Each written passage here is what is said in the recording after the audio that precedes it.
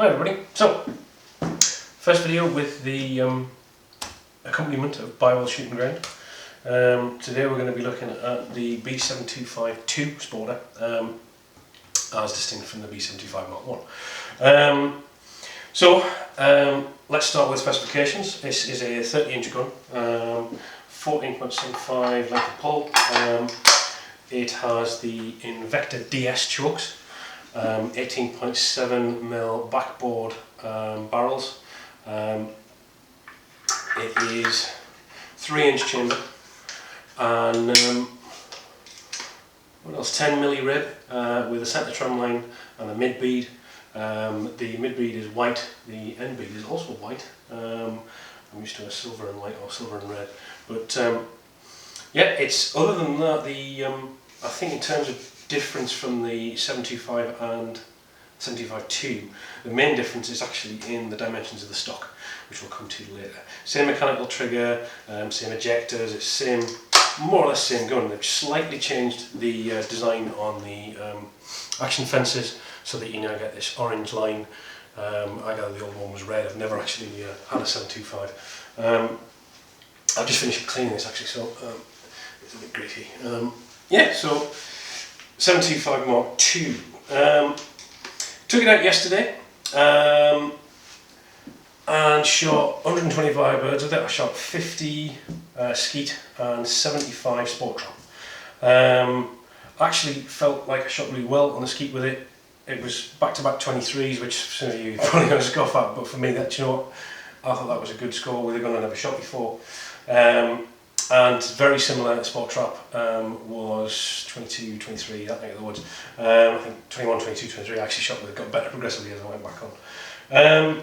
Yeah, I enjoyed it. I felt like I shot well with it yesterday. It's very pointy. It sounds like a Browning when you shoot it. It makes the Browning noise. It comes to the shoulder very well. It swings well. It's a well balanced gun. It's not, where are we? Round about the hinge pin now, somewhere in there, just on that knuckle, I guess, just ahead of the pin, on that weirdly radius bit that you get on a Browning that goes into the forend iron.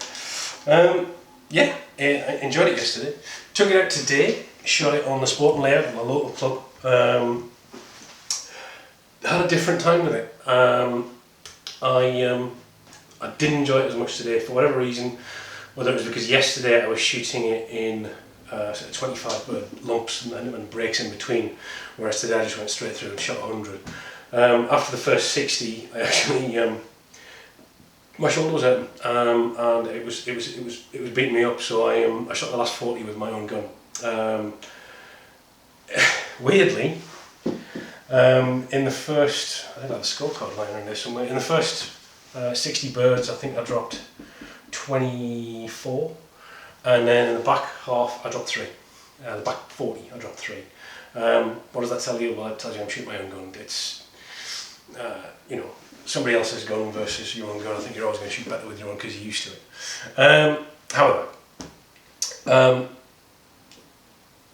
what do I like about it? As I said, it's very mobile. It's very pointable. It has a very, very classic sport feel to it. The dimensions of the stock on the website are in centimetres, and I've no intention of converting them from that into imperial so everybody can figure out what the drop to comb is and stuff. But it's a 7.7 pound gun. It's a little bit lighter than I'm used to. I'm used to shooting sort of 9 pounds at Krieghoffs and whatever. So it felt, it's very lively. Very lively. As I said, it points well, moves well.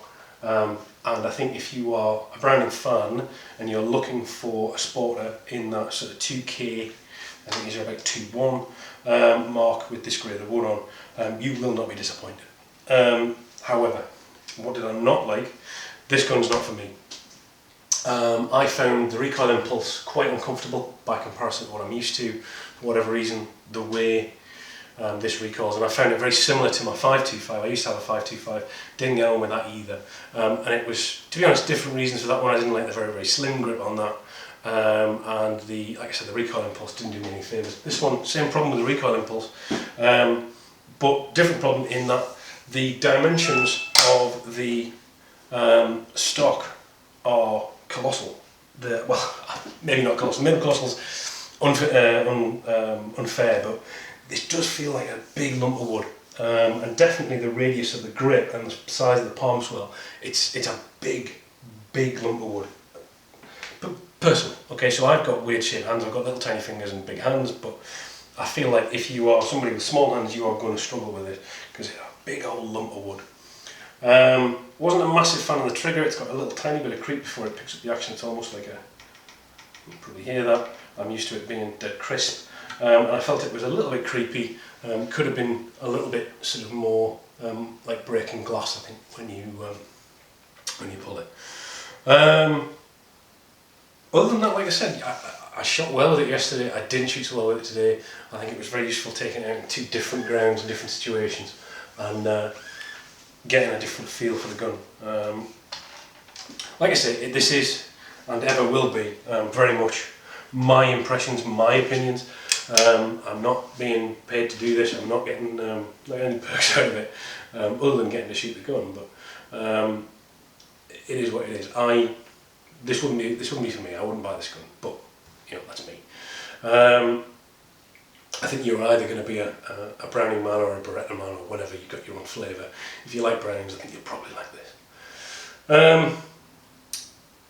Any more on spec? It comes with 3-year warranty. Oh yeah, it does have a mechanical trigger rather than inertia operated, so it will, if you have a misfire on the top barrel or bottom barrel, it will fire the second barrel, so it just keeps going.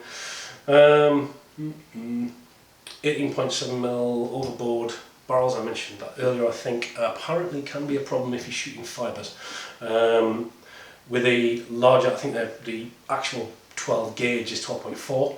At 12.7, gases can escape around the side of the fibre wad, unlike a plastic wad, and can give you duff patterns. Now, I don't shoot fibre wads, can't speak to it myself, didn't get a chance to pattern the gun because the gun club was busy today, but I gather it can be a problem. Comes with the Invector DS chokes, which are huge. Look at the size of them, they're massive, with this sort of copper ring around the bottom which gives you a good seal. In practice it does make them quite tight to get in the last sort of 3 or 4 turns into the barrel, but I think that's just them really bedding in. It does mean that when you look down the end of the barrels, they don't flare, they're completely straight, which I think is aesthetically probably quite nice. Anything else about it? No. This gun has a 14.75 length pull. Apparently you can fit different, what's it called, an Inflex 2 pad. You can fit different sizes of Inflex 2 pads to give you different lengths. And it comes, or this is fitted for a weighting system. That's the new Pro Balance stock weighting system that you can fit this thing with, to allow you to change the way that the balance is. But to be fair, I thought it balanced really well out of the box.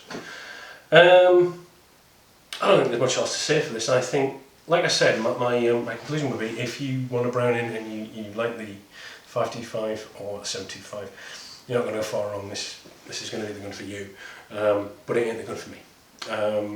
It is what it is. I didn't get on with it today, but everyone is their own man. So exciting stuff coming up. I think next, potentially, we might be looking at the Pro Sport, which is the black action, which has a slimmer stock and potentially might be better for me.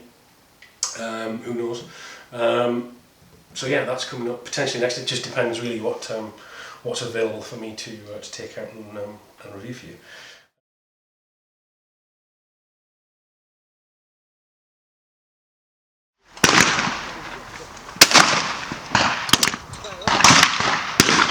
Whoa!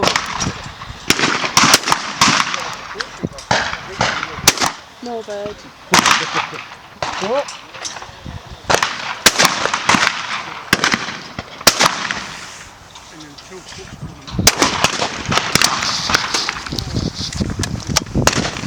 Yeah. Another one. Eh? Got one. Oh!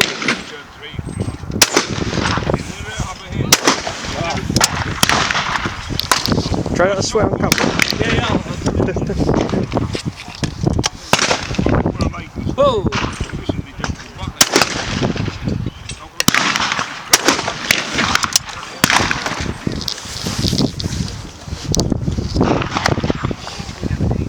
Oh!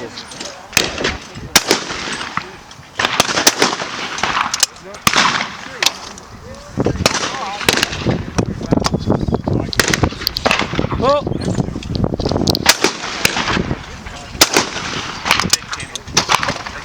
Bingo! Oh!